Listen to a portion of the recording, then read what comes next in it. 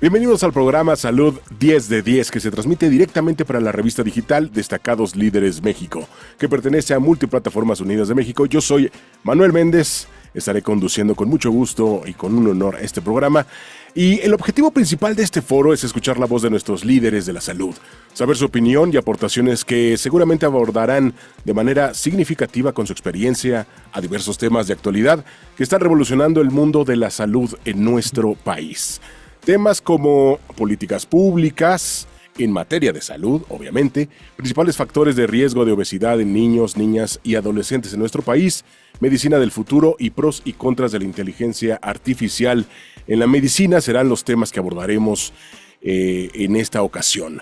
Agradeciendo a los invitados por el tiempo destinado para participar en el programa y darles la noticia de que son los padrinos de la primera emisión del programa Salud 10 de 10, así que muchísimas gracias por su presencia, por su tiempo y por sus conocimientos. Les recordamos que tienen minuto y medio para desarrollar cada tema hasta culminar las 4 rondas y tendrán al final 1 minuto para concluir. Y bueno, los presentamos con mucho gusto. Presento al doctor Gonzalo Pérez Chávez, destacado especialista en cirugía gastrointestinal, conferencista en congresos nacionales e internacionales. Ha publicado numerosos artículos científicos en revistas indexadas de renombre, donde ha presentado avances y descubrimientos en el ámbito de gastrocirugía. Ha sido acreedor al galardón Palmas de Oro por su trayectoria profesional en la medicina. Además, se ha convertido en un referente en la cirugía de trasplantes. Ha recibido reconocimientos por parte de la Universidad de Arizona. Fue finalista en el concurso de planes de negocio en 2007 y 2008, obteniendo el reconocimiento Talent and Innovation en ambos años, entre muchas otras cosas. Muchas gracias, doctor. Un gusto saludarlo. Hola, buenas noches. Muchísimas gracias por la invitación. Pues aquí estamos puestos para desarrollar algunos temas. Un placer tenerlo por acá.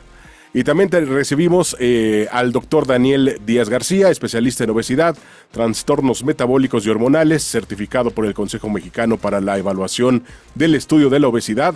Cuenta con certificaciones por el Centro Internacional de Salud La Pradera del Polo Científico del Oeste de La Habana, Cuba, certificación por el Instituto del Corazón de la Universidad de Sao Paulo, Brasil, cardiología en el obeso, autor del libro Obesidad 0%, autor de numerosos artículos, entre muchas otras acciones y logros. Bienvenido, doctor. Buenas noches. Buenas noches, Manuel.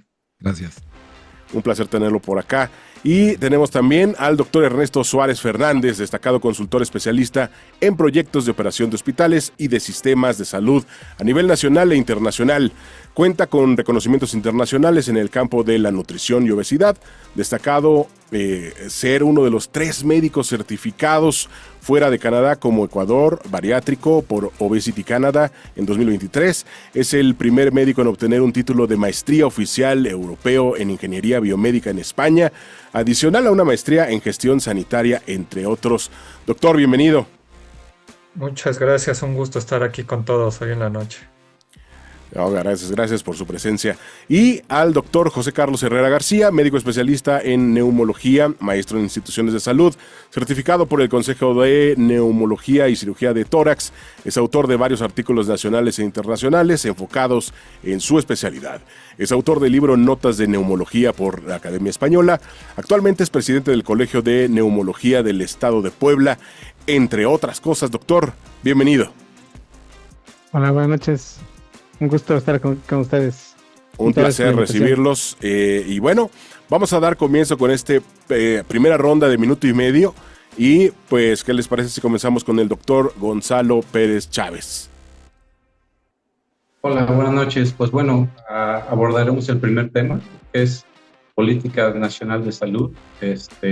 La Política Nacional de Salud es una estrategia establecida por el gobierno federal encaminada a evitar o prevenir enfermedades dentro de la población mexicana, así como fortalecer las estrategias encaminadas a tratar las enfermedades y favorecer el bienestar de la salud en la población mexicana, ¿no?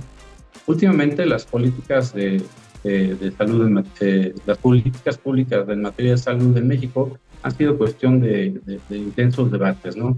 En el 2020 se instauró el Instituto de Salud para el Bienestar, INSABI, que es un organismo descentralizado del gobierno federal, encaminado a dar servicio de salud gratuito, así como implementar tratamientos gratuitos a todos los pacientes que no son derechohabientes al Seguro Social. Sí, esto obviamente poco a poco ha tenido algunas situaciones de crítica, porque pues poco a poco los programas nuevos como el INSABI ha tenido algunas situaciones que se han venido arrastrando desde atrás, desde el Seguro Popular, donde ha habido pues desabasto de medicamentos, ¿no? Falta de infraestructura de hospitales adecuados, ¿no? Y una atención igualitaria de calidad, tanto en zonas rurales como en zonas urbanas, ¿no? Aquí la primera participación del doctor Gonzalo Pérez Chávez. Continuaremos en las siguientes rondas. Y a continuación, minuto y medio, doctor Daniel Díaz, por favor, adelante. Buenas noches. Bueno, hablando un poquito de políticas públicas, a mí me gustaría enfocarme a hablar un poco de lo que tiene que ver con las políticas que se han utilizado para el manejo de obesidad en los últimos años. Estas políticas se han utilizado básicamente para tratar a 62.1 millones de personas que tienen sobrepeso o obesidad en México. Se han implementado algunos programas. Uno de los que están activos ahorita es un programa que se llama PRECIO, que son las siglas de Programa de Prevención y Regresión de Obesidad y Sobrepeso, en el cual pues, se crean o se generan dietas individualizadas para las personas y se les fomenta la actividad física. Otro tipo de técnicas o de políticas que se han utilizado básicamente tiene que ver pues, un poquito con la educación de los médicos que están en primer nivel. El hecho de etiquetar esas etiquetas que conocemos en forma octagonal en algunos productos de alimentos y el retirar personajes en algunos cereales y en algunos productos, frituras, ¿no? Que vemos buscando de alguna manera desincentivar a los niños, a los pequeños en el consumo de estos productos. El punto aquí importante es si realmente estos programas podrían llegar a ser en algunos casos un poquito repetitivos de lo que se ha venido haciendo y que hemos visto que la obesidad pues sigue incrementando, tienen un beneficio. Yo creo que habría que analizarlo. Sin duda muy interesante, gracias doctor Daniel. Y ahora continuamos con minuto y medio en esta primera ronda para el doctor Ernesto Suárez. Adelante, doctor. Muchas gracias. Fíjate que justamente retomando un poquito lo que acaba de decir el doctor Daniel, muchas de estas políticas se han enfocado a dar tratamientos o hacer pequeños arreglos, pero han dejado una parte de educación hacia la población pendiente. Y sabemos que la obesidad está directamente vinculada al nivel de educación y de conocimiento de las personas. Por mucho que les digas que calculen su consumo de calorías, si no pueden sumar y restar bien, no hay manera que lo hagan. Si no entienden de biología, no van a entender lo que les está pasando. Entonces, la política que se ha dejado fuera es tomar la educación, tomar las escuelas. Se les quitó la actividad física a muchas escuelas, habría que retomarla. Ahorita en las Olimpiadas lo vimos un poco con falta de atletas y nos falta tener más deportistas a quienes admirar para querer hacer más ejercicio y con eso llevar una vida más activa. El otro tema es la seguridad para realizar las actividades. Los parques pueden ser peligrosos, hay muchos temas de falta de infraestructura. Entonces, a nivel de políticas públicas, la obesidad es la enfermedad número 1 y aún tenemos muchos huecos que estar cubriendo para poder disminuir su prevalencia y el impacto que tiene. Perfecto, doctor. Sin duda, sí, grandes temas, grandes problemáticas. Y hay mucho por trabajar. Muchísimas gracias, doctor. Y ahora es el turno del doctor José Carlos Herrera García. Minuto y medio. Adelante, doctor. Pues, tomando lo que el doctor Suárez también comenta, yo quiero hablar un poco sobre la educación y las políticas que se llevaron durante la pandemia. Yo soy neumólogo y pues yo creo que, pues comentar que la enfermedad y la pandemia por COVID, pues ya la pasamos, pero el COVID se quedó. El COVID es un virus, hasta el momento es el virus más contagioso de la historia y tenemos que tomar pues medidas sobre esto. El virus sigue siendo algo pues sí importante y letal. Todavía tenemos las vacunas, tenemos el cubrebocas Creo que vale la pena que las políticas públicas en salud deberían de seguir retomando esta parte de seguir cuidándonos, seguir educándonos, seguir no bajar la guardia y tomar en cuenta que el grupo vulnerable que ha demostrado que el COVID es demasiado letal es en la etapa adulta mayor. Yo creo que sí es importante vacunarnos, seguir pensando en que la vacuna se actualiza, seguir pensando en que el virus va a estar en nosotros durante todo el tiempo y que seamos un poquito más educados en que tenemos que tener en cuenta que los pacientes que tengan esta infección y sobre todo el contagio que puede ser a través del aire. Y el cubrebocas, pues hasta el momento se mencionó durante toda la pandemia que es nuestro método más infalible para poder protegernos de este virus y poder combatirlo de manera permanente. Muchas gracias. Gracias, doctor. Sí, efectivamente creo que no solo bajamos la guardia, sino la borramos, ¿no? En muchos casos. Bueno, con esto concluimos esta primera ronda. Vamos por la segunda ronda igual de minuto y medio. Doctor Gonzalo Pérez Chávez, por favor, su siguiente minuto y medio, cuando guste. Sí, buenas noches. Bueno, hablaremos el siguiente tema, que es principales factores de riesgo en obesidad en niños, niñas y adolescentes en México. Según la Federación Mundial de Obesidad, pues establece que México ha experimentado un crecimiento exponencial en obesidad. México actualmente ocupa el quinto lugar en obesidad con más de 50 millones de personas, siendo 41% mujeres, 31% en hombres. Y hablando específicamente de obesidad infantil, de acuerdo a la Encuesta Nacional de Salud y Nutrición del 2021, más del 35% de los niños y adolescentes entre 5 y 19 años padecen de sobrepeso y obesidad. Es importante establecer que obviamente la obesidad ya no se debe considerar como un factor de riesgo, sino que ya está catalogada como una enfermedad con un código que recibe el 76 y que favorece mucho de las enfermedades actuales. En lo que respecta al ámbito de gastrocirugía, es importante mencionar en mi experiencia que, por ejemplo, la patología de vesícula biliar que yo no operaba en niños, ¿sí? Por los malos hábitos alimenticios, pues estoy teniendo que operar pacientes jóvenes de entre 13 a 15 años, pues con patología de vesícula biliar pues bastante severa, ¿no? Entonces, esto sí es importante para hacer un hincapié, obviamente, en evitar los factores de riesgo que favorezcan la obesidad. Sí, sin duda, en varias ocasiones escuché comentar que era una enfermedad silenciosa, pues yo creo que ya hace mucho ruido. Muchas gracias, doctor. Doctor Daniel Díaz, adelante, minuto y medio. Bueno, dentro de los principales criterios o factores de riesgo para la obesidad en niños y en adolescentes, definitivamente tenemos el estilo de vida. Yo creo que es uno de los principales. El estilo de vida, vamos a dividirlo en dos. Por un lado, tanto la alimentación como la actividad física. Por un lado, la alimentación, los niños están expuestos, aún con todas estas políticas que comentaba de los octágonos, de los sellos y quitar los personajes a los productos, los niños están expuestos a muchos alimentos ricos en carbohidratos.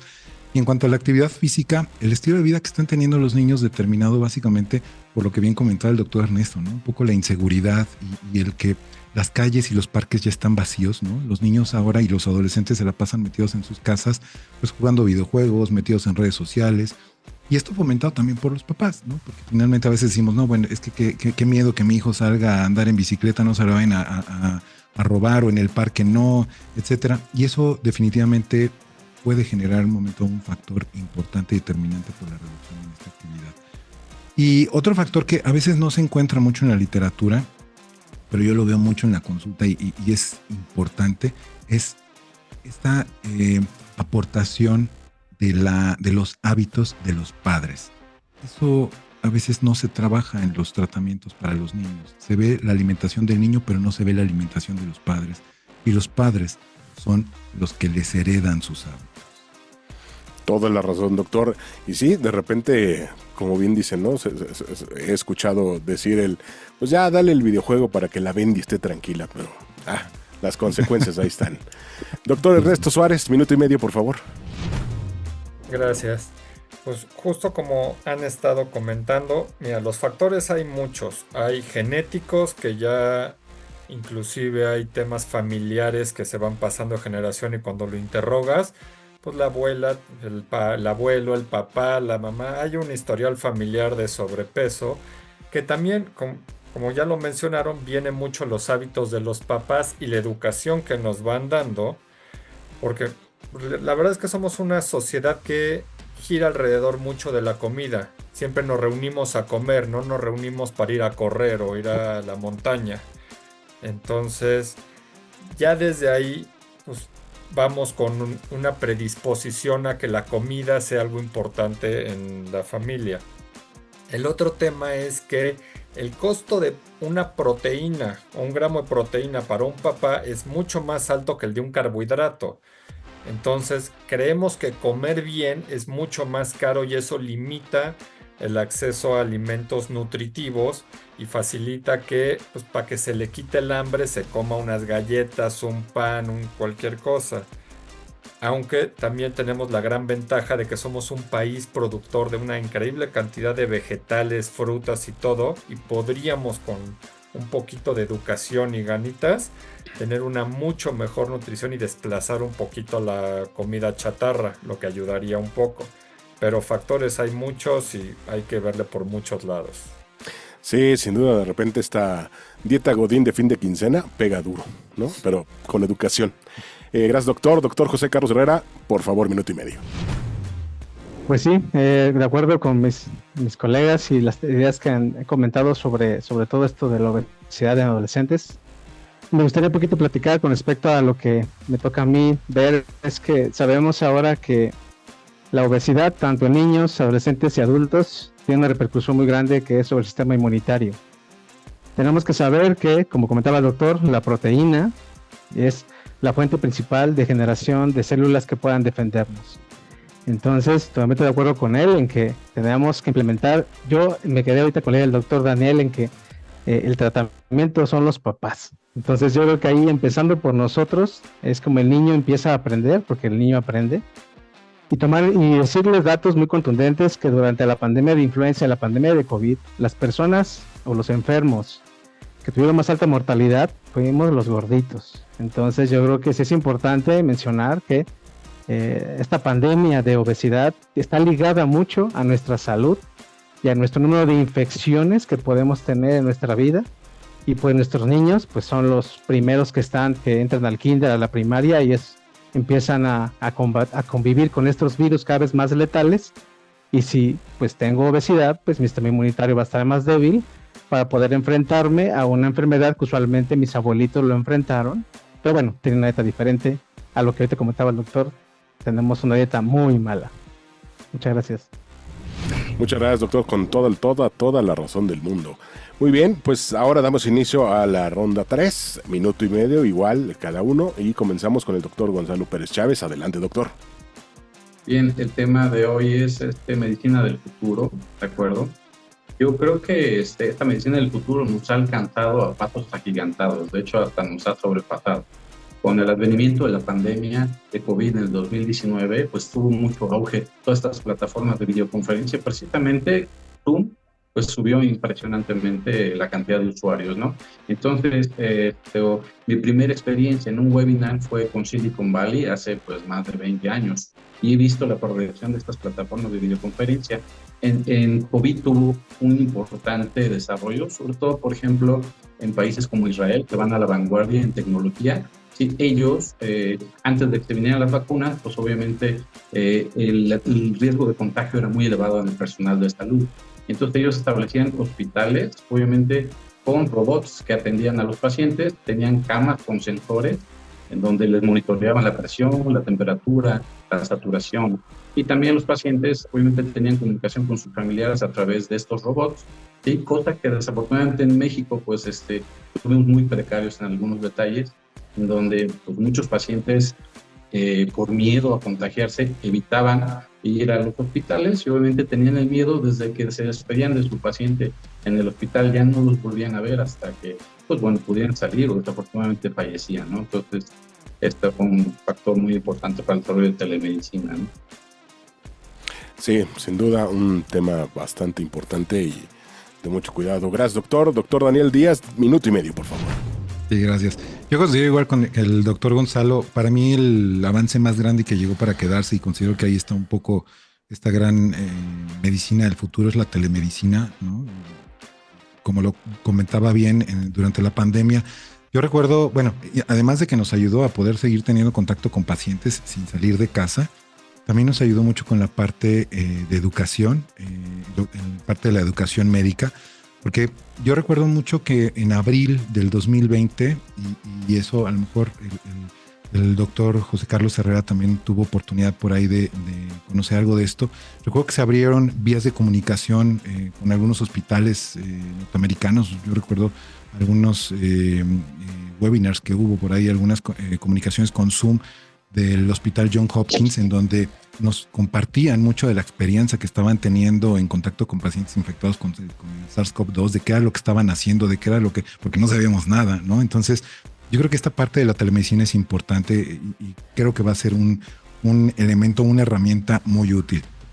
Por otro lado, ya en temas un poquito más médicos, el hecho de la comprensión de algo que hoy en la literatura está muy en boga, que es la microflora bacteriana, también va a ayudar mucho, ¿no? Esta parte del microbioma y todos los tratamientos que pueden surgir desde depresión, tratamiento de síndrome de intestino irritable, ansiedad, etcétera, y que pueden ser parte del apoyo para los pacientes en un futuro, además de la medicina preventiva.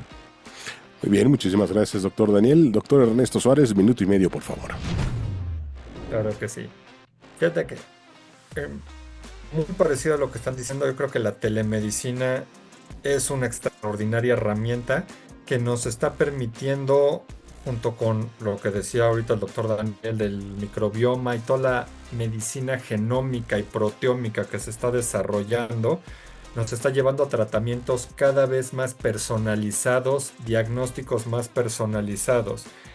Ya muchos temas es, tu obesidad no es solo obesidad, es obesidad de dónde viene.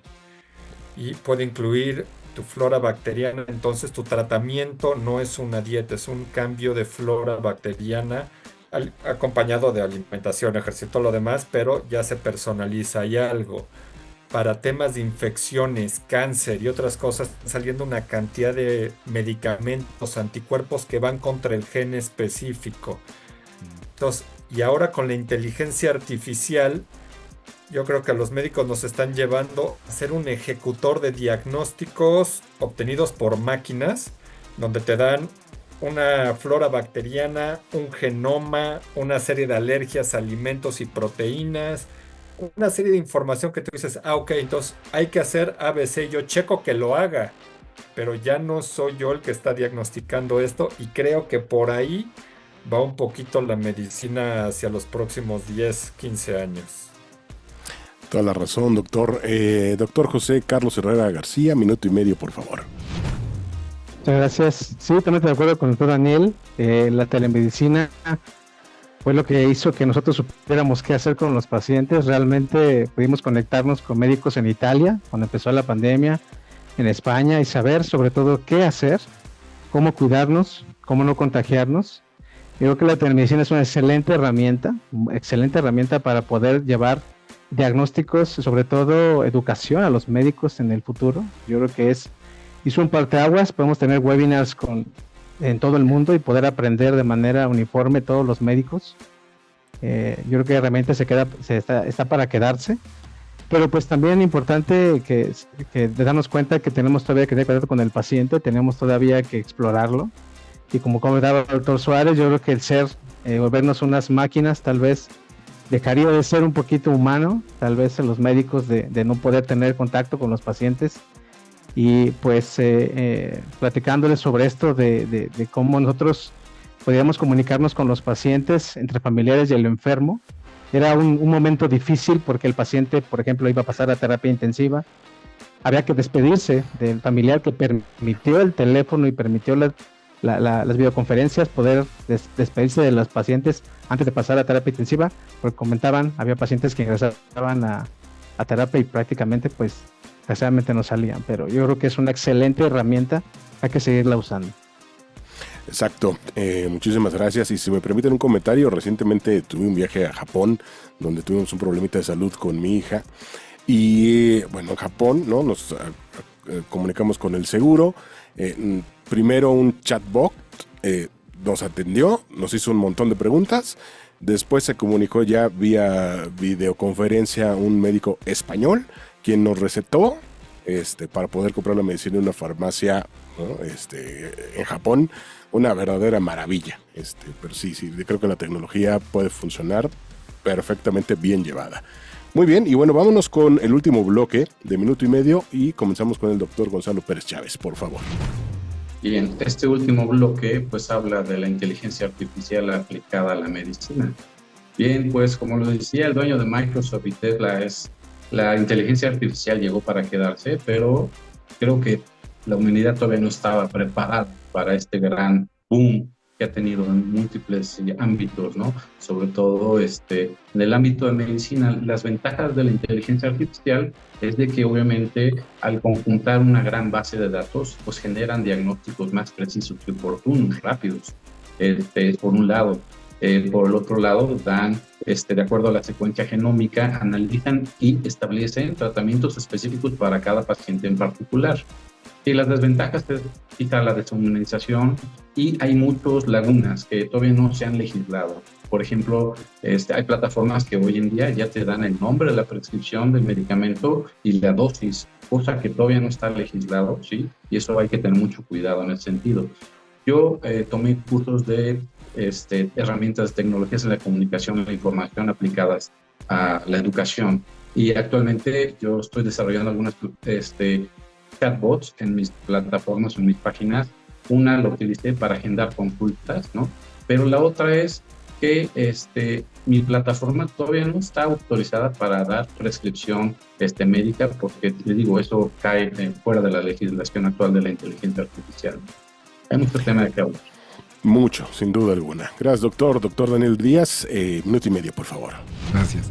Bueno, la inteligencia artificial como ventajas definitivamente tiene el análisis de gran cantidad de datos, ¿no? Y estos datos pueden estar incluidos imágenes o registros que pueden de alguna manera ayudar a los diagnósticos y pueden ayudar en un momento dado a la detección temprana de enfermedades. Son beneficios que creo que podemos utilizar en el futuro y que bien comentaba el doctor Ernesto, pueden ser un gran apoyo para los médicos.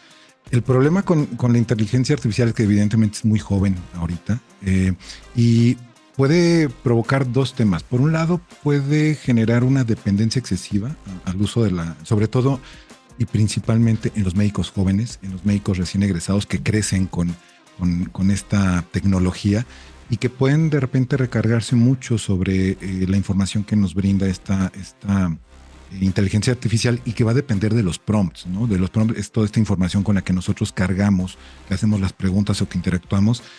Si nosotros cargamos información de manera equívoca o errada, evidentemente vamos a obtener una respuesta equivocada. Entonces es muy importante tener cuidado con eso. No podemos depender de los algoritmos todavía, porque un algoritmo va a depender de la información que nosotros le cargamos al sistema. Y si esa información tiene sesgos, vamos a obtener evidentemente resultados erróneos. Y no debemos de perder también un poco esta parte clínica, ¿no? Esta parte humana, como bien comentaba el doctor Gonzalo, que es importante para que nosotros podamos brindar una atención de calidad, no solo certera, sino también humana a los pacientes. Muy bien, doctor. Doctor Ernesto Suárez, minuto y medio. Mira, yo he usado muchas veces la inteligencia artificial, la uso mucho para generar imágenes, la he usado para corregir textos y que gramaticalmente se escriba de una cierta manera y me ayuda a explicar mejor un cierto tema a un paciente, pero también le he hecho preguntas a la inteligencia artificial como las hacen los pacientes y ver qué les contesta. Ese es un riesgo enorme.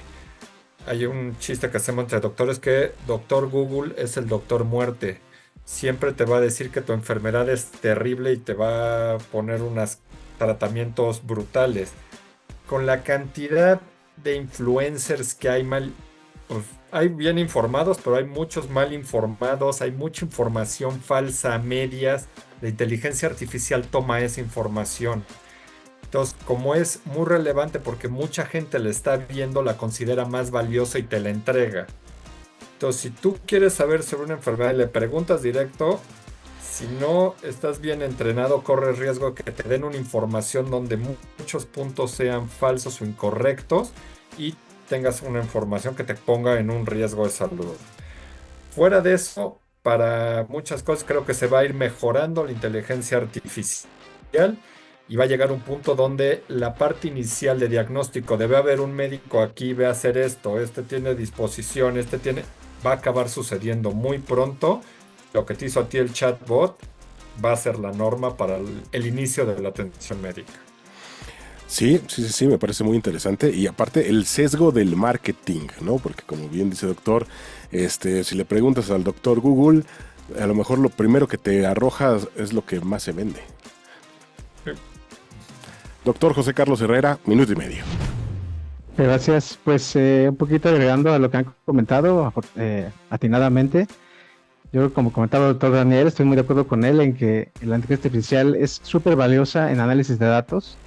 Podemos hacer grandes estudios clínicos y poder saber realmente en datos, muchos pacientes, rápidamente saber si el medicamento funciona o no, un grupo de pacientes o no. Esa manera de saber rápido las cosas y poder tener un diagnóstico certero, yo creo que es el futuro, pero también comparto que es demasiado joven.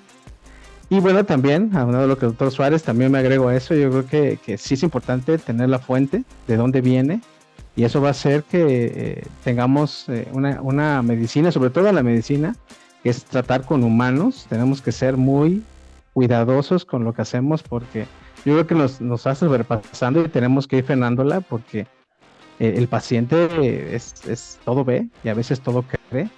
Entonces tener que distinguirlo y poderlo hasta legislar, como lo han hecho algunas sociedades, sobre todo ahorita la española, que está legislando a los estudiantes de medicina, que no pueden utilizarla, que tienen que seguir viendo sus libros, seguir viendo artículos, seguir leyendo y tener bien los puntos en quién sí pueden utilizarla y en quién no. Y eso va a hacer que a través del tiempo, como comentaba el doctor Díaz, las siguientes generaciones tengan esa legislación para que no se haga como un abanico y se haga pues una perdedera de información que solamente confunda al paciente o hasta al alumno. Exacto, sí, súper interesante. Pues digo, ustedes como expertos en medicina, pero de repente también lo veo en esta parte de comunicación, parece más que se están preparando para ser programadores de la inteligencia artificial que de verdad expertos en la carrera, ¿no? Y ojalá no caigamos por allá y más bien irlo acomodando al expertise de lo que se debe. Muy bien, pues hemos concluido aquí las rondas y ahora vamos con la conclusión, en la cual tendrán un minuto para concluir la plática de esta noche. Doctor Gonzalo Pérez Chávez. Sí, buenas noches. Bueno, pues los temas que se hablaron el día de hoy son de interés público en general, tanto para la población, pero también para algunos médicos, ¿no? Muchos médicos actualmente están peleados con la tecnología, ¿sí? Muchos de los jóvenes tal vez no, pero incluso yo he llegado a platicar con algunos médicos jóvenes que pues no están a la par de la tecnología como le debían sacar el provecho necesario, ¿no? Y cuando tú programas un chatbot de inteligencia artificial, le puedes dar dos opciones. Uno, que te conteste a través de información de los principales buscadores en Internet. Y la otra es que tú le canceles esta búsqueda y que tú le metas la información que quieres que conteste, ¿no? Bueno, entonces, en ese sentido, bueno, pues se tendría mucha utilidad para evitar caer en sesgos, ¿no? En cuanto a la legislación. Pero yo creo que hay que subirse al barco de la inteligencia artificial, ¿sí? Porque pues va a ser el futuro ya. Muy bien, muchísimas gracias, doctor. Doctor Daniel Díaz, por favor, minuto. Gracias. Bueno, antes que nada, agradecer la invitación y la verdad es que he estado muy contento con los colegas, con el doctor Gonzalo, gracias, el doctor Ernesto, el doctor José Carlos. Les agradezco por compartir. Ha sido un honor compartir con ustedes esta mesa redonda.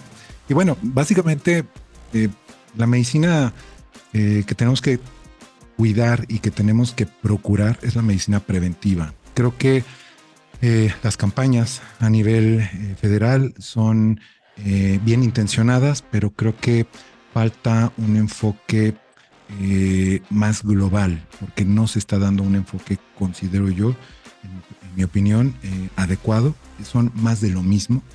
La educación de los padres para prevenir la obesidad y el sobrepeso en los niños es fundamental.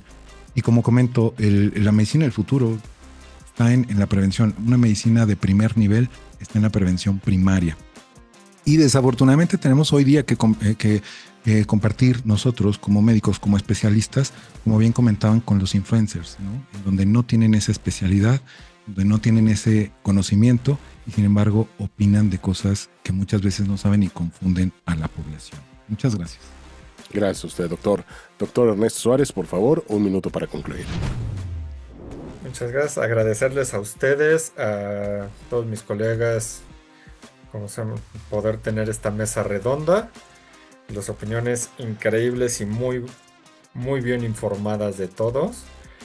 Y pues justamente creo que en el tema de políticas sí nos tenemos que ir a un área mucho más amplia para poder cubrir. La salud no es solo los hospitales, no es solo los doctores. La salud nace de cada persona y lo que sabe y puede hacer por sí misma. Si nos vamos a hacer curativos, nunca vamos a darnos abasto para la gran cantidad de gente y la gran cantidad de problemas que tenemos. La tecnología nos ayuda, nos puede ayudar mucho a hacer eso, pero es muy caro. Entonces es mucho mejor prevenir que gastar fortunas en estar curando. Y pues a los doctores no nos queda otra que, si queremos prevenir, volvernos influencers de la salud, aunque no nos gusta estar en la cámara, y empezar a hacerlo, a hacer marketing, aprender de eso y pues a pelear al tú por tú. Toda la razón, sí, pues sí. Doctor José Carlos Herrera, por favor, 1 minuto para concluir. Muchas gracias. También agradeciendo al doctor Gonzalo, al doctor Daniel, al doctor Ernesto. La verdad, estuve muy, muy ameno en la mesa. Estuve muy a gusto. Y pues yo creo que, aunado a lo que el doctor Daniel comentaba, estoy muy de acuerdo en que la prevención es lo mejor, la forma más fácil de gastar menos. Y yo agregaría algo que han hecho muchos países, sobre todo Japón, como comentaba hace ratito, Reino Unido, Estados Unidos, la educación. Tenemos que invertir en la educación. Y me quedo con lo que Ernesto dijo también. Los médicos que nos gusta hacer las cosas bien, estar actualizados, tenemos que volvernos influencers. Me gustó esa palabra. Tenemos que también entrarle a que informar a la población de las verdaderas cosas. Por ejemplo, en lo mío, medicamentos para el COVID. Ya existen medicamentos. Entonces tenemos que hacerlo. Pero yo creo que la base está en la educación desde que nos formamos como médicos, desde la escuela. Yo creo que ahí está la solución de muchas cosas para evitar ser malos médicos. Muchas gracias. Muchísimas gracias a todos. Y sí, yo creo que partes fundamentales, como dicen todos, la educación, la concientización. Y bueno, no nada más es labor de los médicos, sino de absolutamente todos los engranes de esta sociedad, empezando por los padres de familia, las escuelas. Bueno, es mucho trabajo lo que tenemos atrasado, creo que en este país. Gracias, doctor Gonzalo Pérez Chávez, gracias, doctor Daniel Díaz, gracias, doctor Ernesto Suárez, gracias, doctor José Carlos Herrera García. Un verdadero placer. Gracias por ser los padrinos de esta primera emisión de Salud 10 de 10 en esta Multiplataformas Unidas de México. En verdad, un honor haberlos tenido por acá. Con sus conocimientos, con su tiempo, mil gracias. Muchas gracias. Y a todos ustedes que nos estuvieron escuchando y siguiendo, por favor, háganos llegar sus dudas, sus comentarios, preguntas, se las haremos llegar a los doctores. Esperamos haya sido de su agrado esta mesa de discusión y de plática. Y bueno, nos vemos muy pronto en la siguiente emisión.